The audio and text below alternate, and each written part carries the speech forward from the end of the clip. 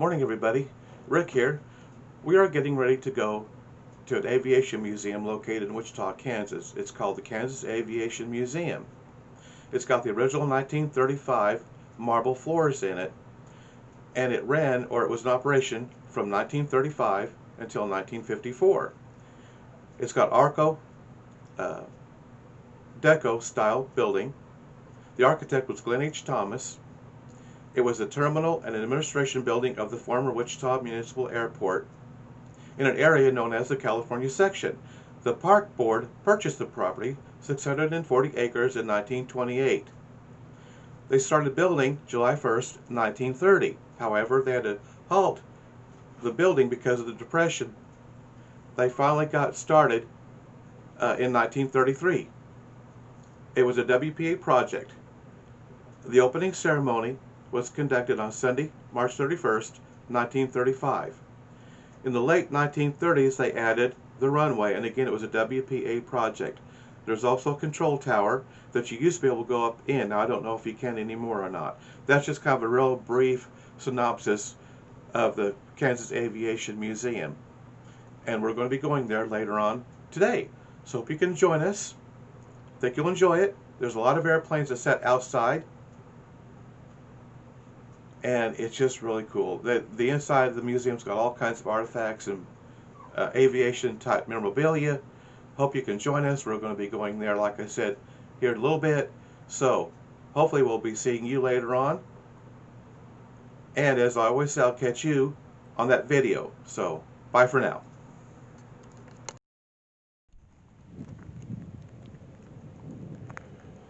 Morning everybody. It's almost afternoon. They don't open till noon. We're here just a little bit early.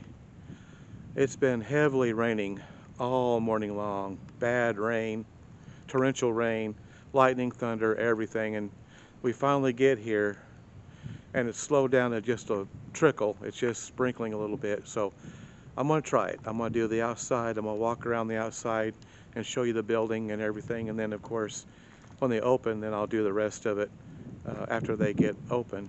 I thought we'd do that first here this morning. But this is actually part of McConnell Air Force Base. And like I said in my intro, this is part of the old municipal airport. And it's a very, like I said in the intro, it's a very beautiful building. So without further ado, and if you want to come along and join me, well, I'm inviting you to come along and inspect and look at and admire this very old building. So just hang on. Okay, the control tower is right over there. I'm hoping we can go up in that today. This is the side of the building. This is where we'll go in here in a little bit to purchase our tickets and all that. So, but we're going to walk around here and look at the front side of the building. And I'm hoping it don't start raining real heavily again.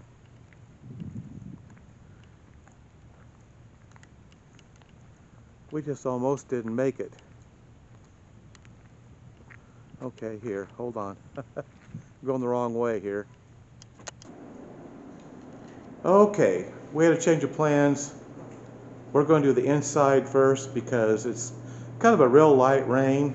So I'm hoping later on it'll finally stop and I can do the outside. It's very interesting. There's a lot to see here. This is the souvenir shop, or where they got toys for the kids and that sort of thing, t-shirts and all of that. So yeah, we're going to get started. This is kind of cool, little mock-up here. Those old cars, and yeah, it's pretty cool. All right. This has 3 floors, so there's a lot to see. Oh, look at that old radio. That's really cool. Yeah, there's a lot of stuff here. We're going to walk around. There's another old clock there. Jimmy Allen Model Sky Chief, 1942. Well, that's cool. All right. Okay, here we are. We're actually in the museum. Jacob's Radical Engine. Wow.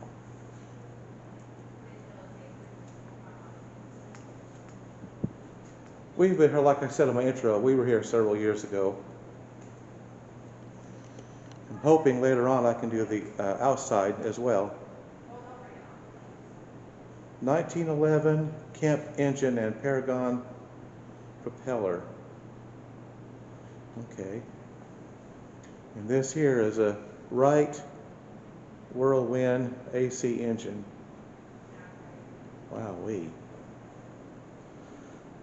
A lot of big engines, of course, you have to have for aircraft. And this one is a Lycoming 145 engine. And it fit in this plane, I guess. And then yet another engine. And this is a trainer.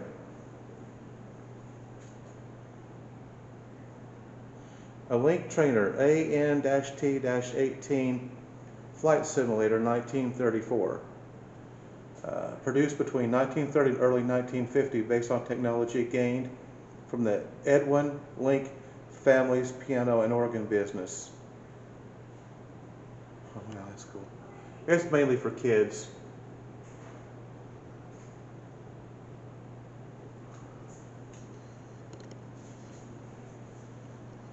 Okay, well, let's go on around here.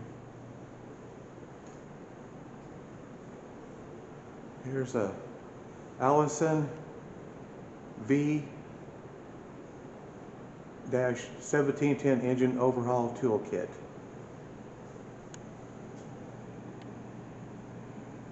All right.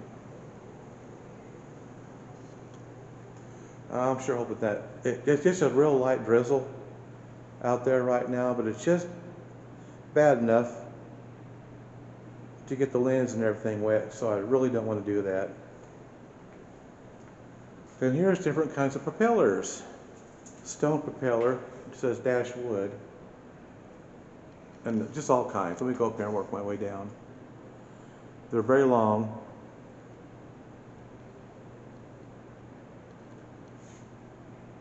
Let me go over here and kind of get an angle.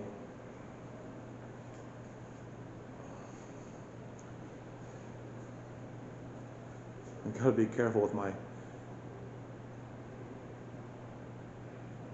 case around me here.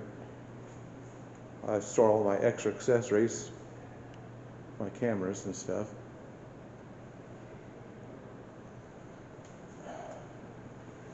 Now over here, this is a Lloyd Stearman's 1960 Mercedes-Benz.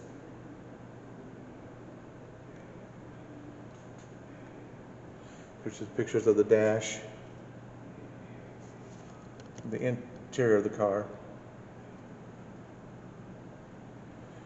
But Lloyd proudly drove his Mercedes until his death in 1974. This was purchased in 1960 by Bill Stearman for his father, Lloyd Stearman.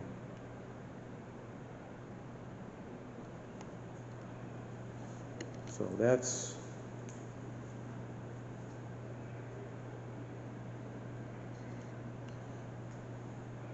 the car right there. Let's see if we can kind of walk around here just a little bit.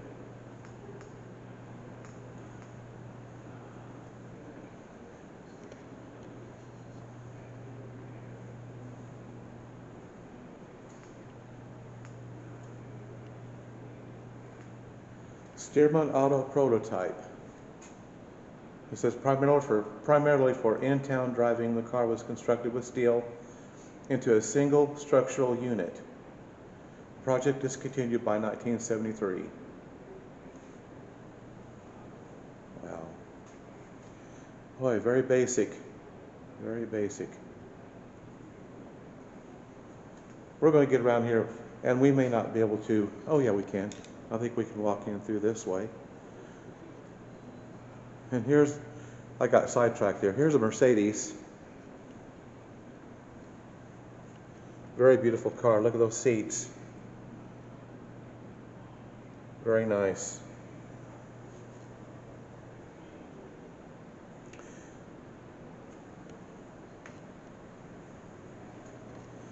Very nice.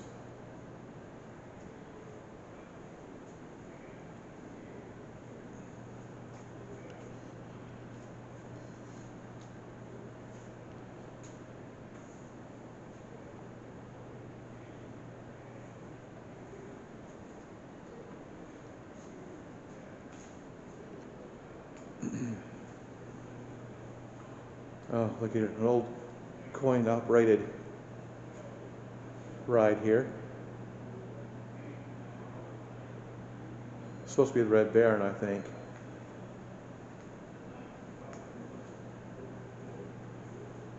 That's really cool. And there's the big wing. These aircraft are really huge. I mean, they don't look it from up in the air, but they really are. All kinds of engines. I'm not sure what that is for. There's a Pratt & Whitney Canada PT6A turboprop engine.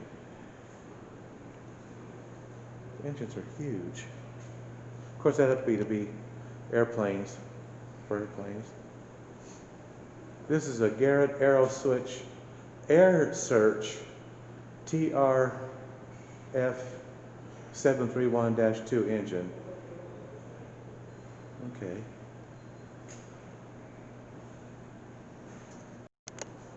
Okay, now look at the size of this engine. It's huge.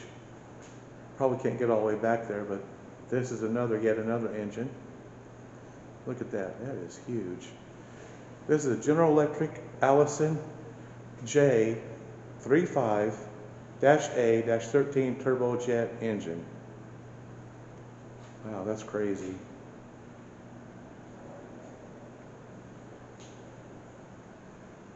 And this is a Allison T40-A-10 engine twin pack, developed under a 1946 U.S. Navy contract.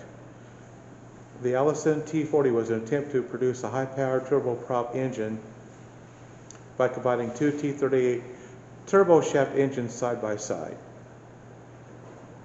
Alrighty then. And here's some seating that would have come out of an airplane.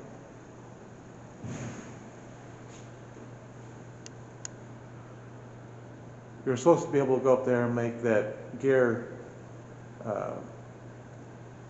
lower and raise this landing gear with this lever right here. But I don't think I'm going to do that. It's probably pretty tough to lower, and then of course more engines and more propellers. Oh, look at this. Now this is cool. It says Brave on the side of it. A Boeing Brave 3000 robotic air vehicle. Designed as a low-cost, expendable, lethal, and non-lethal unmanned aerial vehicle, the Brave 3000 resembled a small cruise missile with boxy fuselage, a straight wing that pivoted into launch configuration. Yeah, wow, that's crazy. It's pretty long too. It's kind of a dark green color. All right. This wing I showed you earlier is a 1964 Cessna 206 Super Skywagon. And that's the plane that it would fit on right there, if we can see it there. There we go. That's the wing right here I showed on the other side. Yeah, this is just one room, just one floor level. There's two more. Just kind of give you a brief look here at what we just looked at just a few minutes ago. Kind of do a 360 here.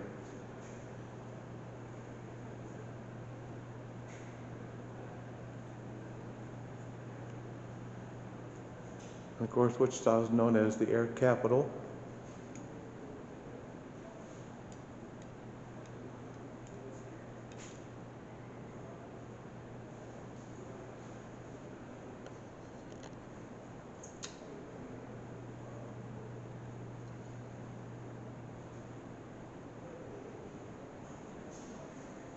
goes back out to the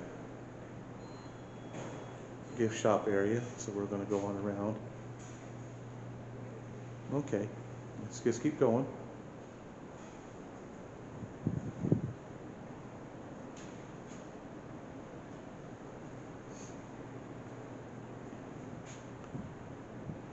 There's a Stearman prototype.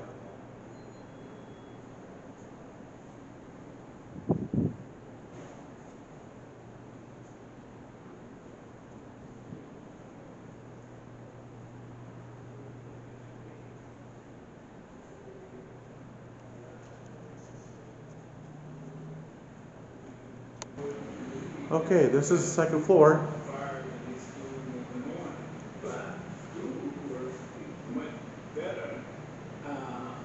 And there's some passenger seats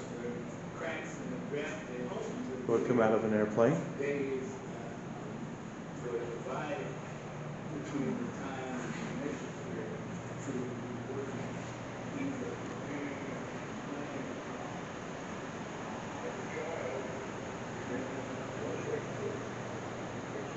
Looks like the sun's trying to come out. Maybe we'll be able to do that like I wanted to go outside. Oh, look at that. There's some airplanes sitting out there.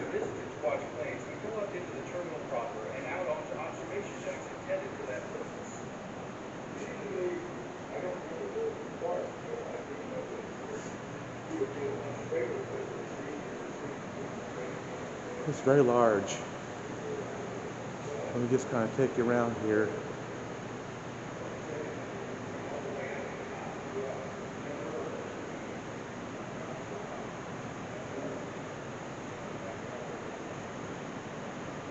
And I don't know if we can get out on the, go up there or not. Okay. This is really a huge area. And when you're up, when we go upstairs, we'll be able to see more from the third floor here just a little bit. But we're just going to kind of walk around here a little bit. There's actually a lower level that we're not able to go down. But this talks about the Art Deco design on the museum atrium ceiling. The ceiling of the museum's atrium is a beautiful example of the use of simple, clean shapes that are common with Art Deco designs. The decorative ideas used in Art Deco patterns came from Native American, Egyptian, Aztec, and other early classical art elements, including sunburst motifs. The design on the Kansas Aviation Museum ceiling is a combination of Native American and aviation elements. If you will look closely, you will see arrows and arrowheads relating to the Native American aspect. Aircraft propellers images are intermixed with the Native American images, along with the sunburst pattern, of which reflects both the history and the future of Wichita in 1935. Okay, so let's kind of look around here a little bit. Look at this pattern, and that's what they're talking about.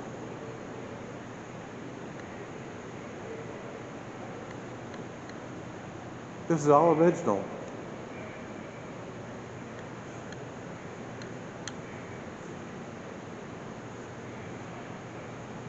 This is even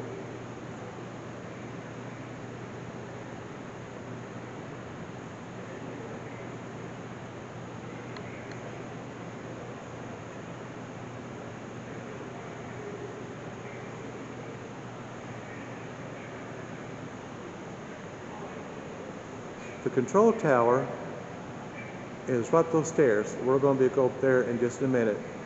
And I was informed that the control tower actually has the McConnell air traffic. So that'll really be interesting.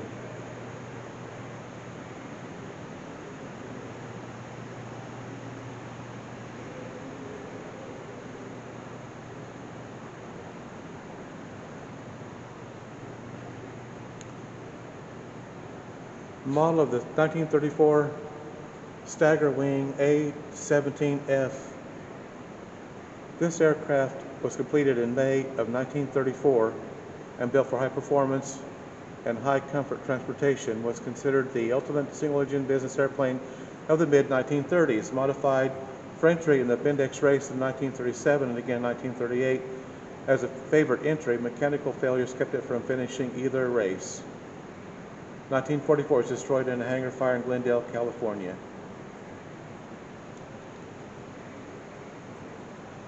Wow.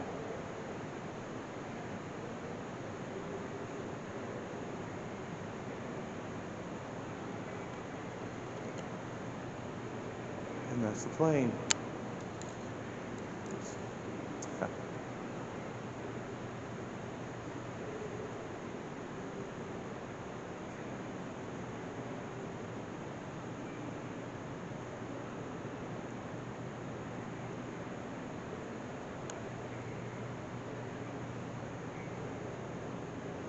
Beechcraft, a legacy.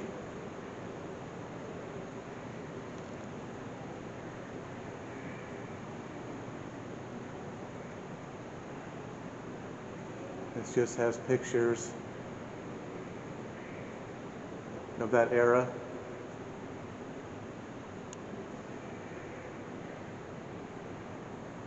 There's a more modern plane.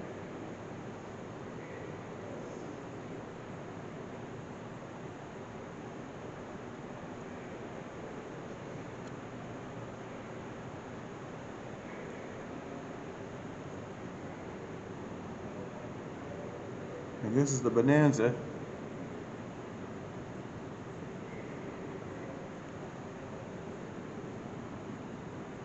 This is the military Model 18 variation, the AT-11. It was used for bombing and gunnery trainer for the United States Army Air Force. 1,582 of these were built.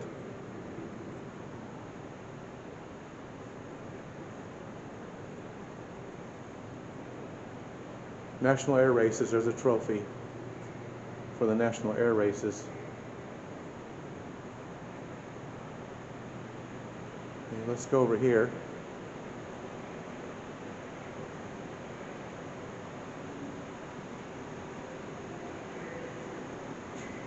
This is Ryan Aviation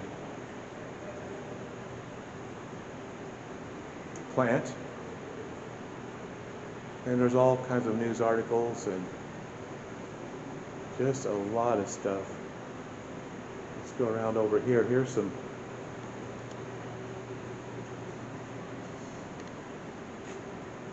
model airplanes. That's an Emory. This is a Postal Service. These are Postal Service. United Parcel Service. And then here's some more. This says Apple Vacations, AirTran, and Ryan. And this is Mr. Ronald Ryan, founder, right there.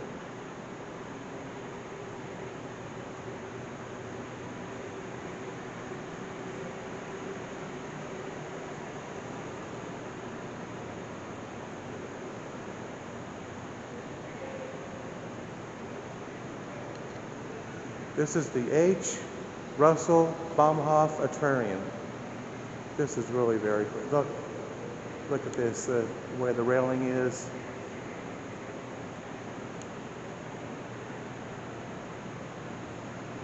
And that design.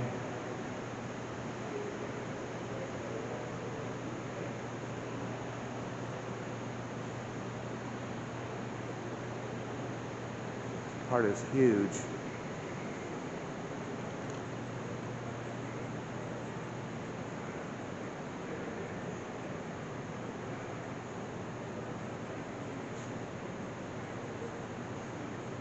The H. Russell Baumhoff Aquarium It all started with a table. Roughly 60 years ago, Olive Ann Beach, wife of Walter Beach, founder of Beach Aircraft, wanted a table she could use to play cards on in a personal plane. H. Russell Baumhoff, a pattern maker with the company, designed a fold-together, pull-out table, and history was made. He went on to form Precision Pattern, Inc. and supply interior finishes and cabinetry for thousands of planes, including the presidential fleet. Oh, that is interesting. Well, let's go in here. Here's one hanging from the ceiling. A plane hanging from the ceiling.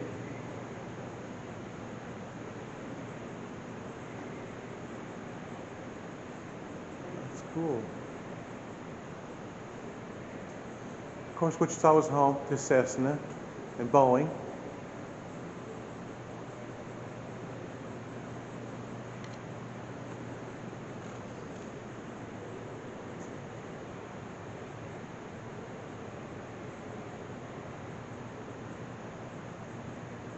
There's all kinds of different makes and models of aircraft, all made right here in Wichita, Kansas.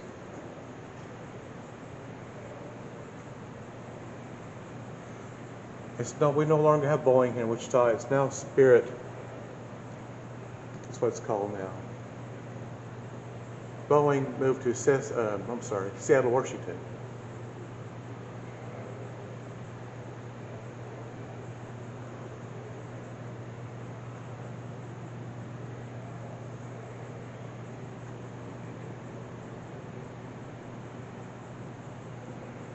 Here's the goggles and helmet worn by Clyde Cessna of the 1920s.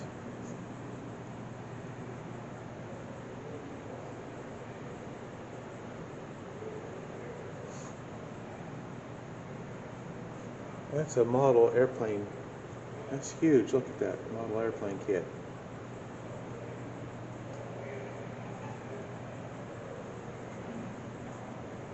A Cessna patch was used from post-war through the 1950s.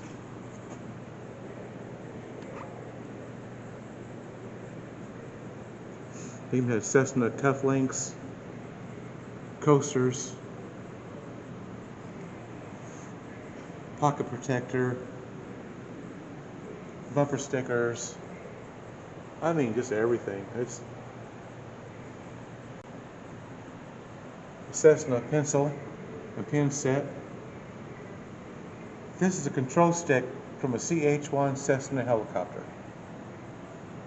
And there's a Cessna Light Twin charm, a Cessna employee badge, Cessna USPS stamp, promote airmail in 1938. Belt buckle from the 1920s, 1940s. A Cessna Skymaster necklace. A decal reproduction. This style of decal was used from the 1920s to the 1940s. And even a tie tack, Cessna Skyhawk tie tack.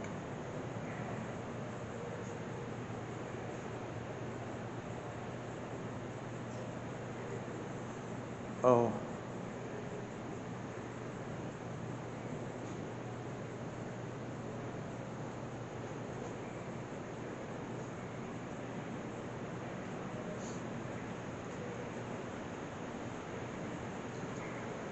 And this building, of course, is in the National Registry of Historic Places. And that's where the control tower is. And we're going to be going up there here in just a minute. But we still have another room to go through. Then we have the upper level to go through as well.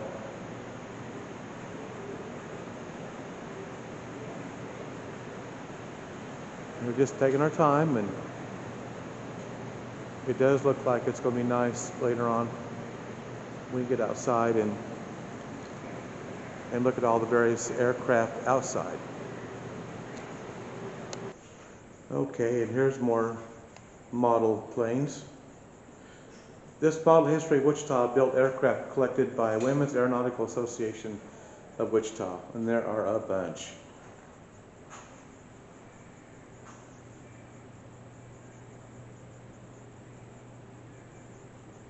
This is actually a Boeing Navy airship.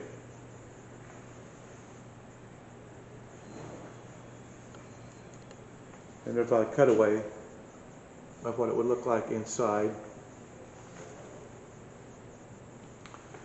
But there, those Boeing 767, Boeing 777, Boeing 757. There are just a ton of these. Here's a Learjet. First flight, 1991.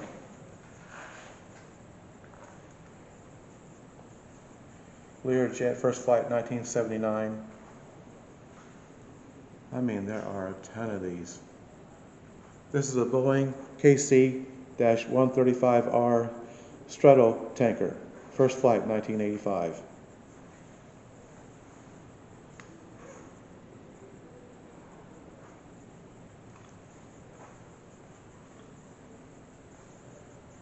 Of course, here's your Stearman's. First flight, 1940, 1937, 1936. Now, I cannot pronounce this. The P-180, first flight, 1986. That's different looking, isn't it? That is different looking. Here's a Stearman, first flight, 1934. All models represent airplanes that have been manufactured in Wichita, the air capital of the world. Travel Air Mystery plane, 1929. Travel Air, 1928. And there's Travel Air, 1926. 1925. 1920.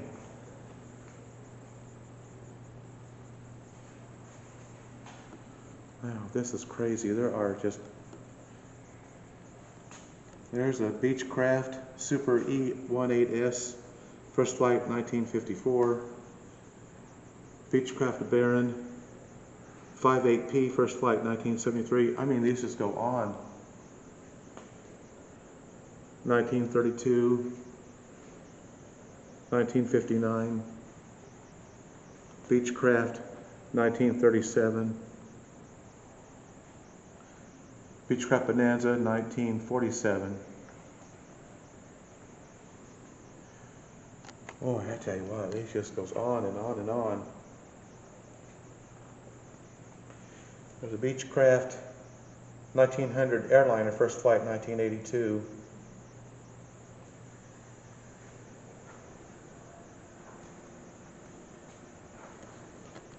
That's just some of these.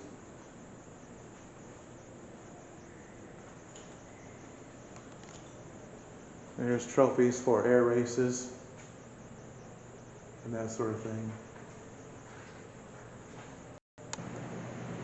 Okay, we're on the third floor. TWA, Howard Hughes flew through Wichita, stopping at the Wichita Municipal Airport. He was flying a Douglas transport purchased from TWA and fitted with extra tanks for long-distance flights. TWA had used the plane as a flying laboratory. Wichita Eagle, February 7th, 1936. And here's a 1940s era stewardess's uniform. And here's some of the items, complimentary items, flying at TWA. That was for employees. Silverware, a travel advisor there.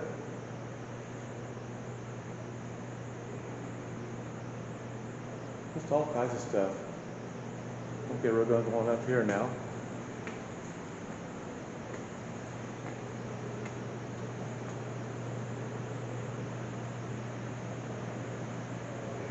Now, this is actually looking down.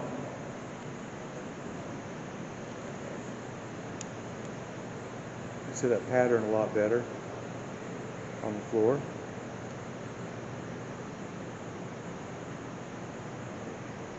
And again, it's a very large area up here. We'll go over here and take a look at these windows out here.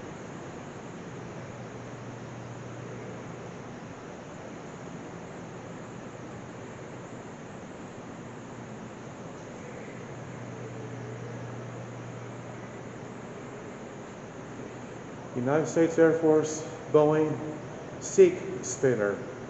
And that's what the label says.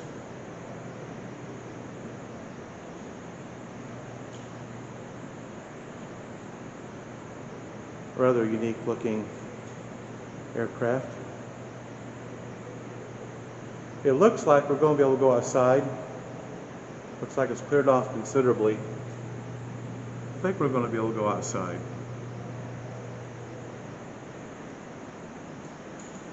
Here is a machine gun.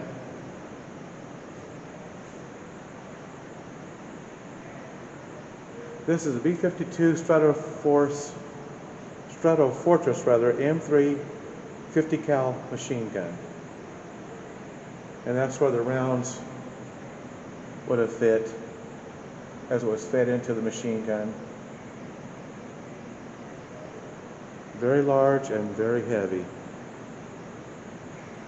And then here is a ejection seat. This is an ejection seat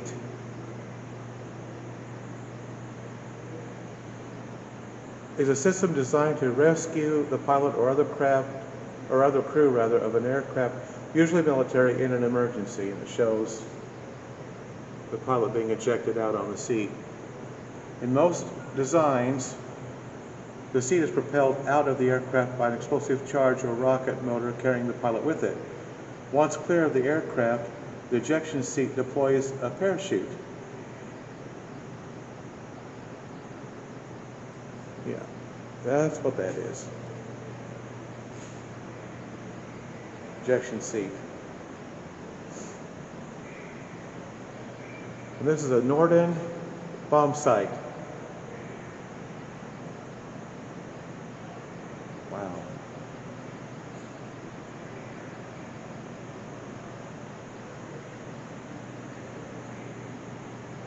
(1918 to 2002) military exhibit.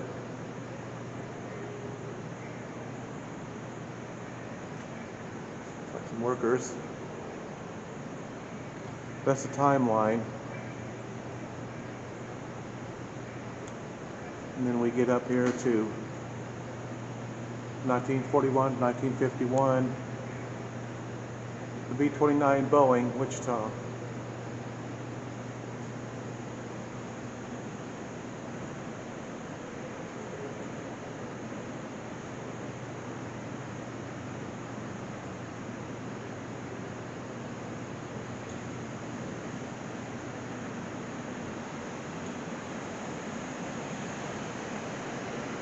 We'll walk around here.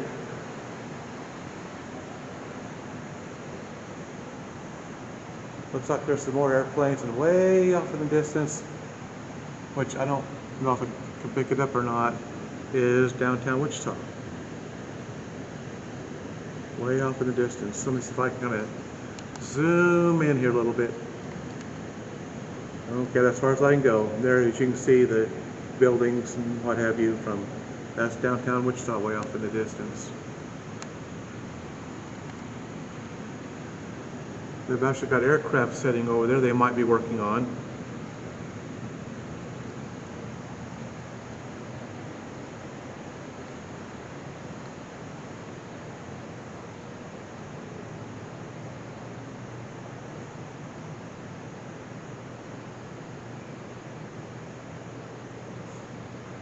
This is Colonel James J. Jabara, was the first all-jet fighter ace in history. They've actually got a airport named Jabara Airport, was named after Colonel Jabara. He was born in Muskogee, Oklahoma, October 10th, 1923. And shortly after his birth, the Jabara family moved to Wichita, Kansas. But that is Colonel Jabara, that the Jabara Airport was named after here in Wichita.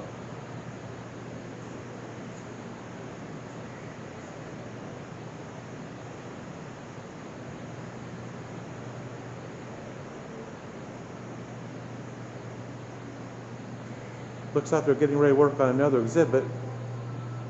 It says Future Home of the Women of Aviation exhibit. I think we're getting ready to go into the control tower, and it's right down here. So we're going to, the control tower is really cool. I'm so glad they've still got that open. It is well worth going up into. It's a little warm in there, but it is so cool. We go up inside of an old tower. And here is, this looks like it's made out of copper. Wow, that's cool. Yeah, I mean, there's the entrance to the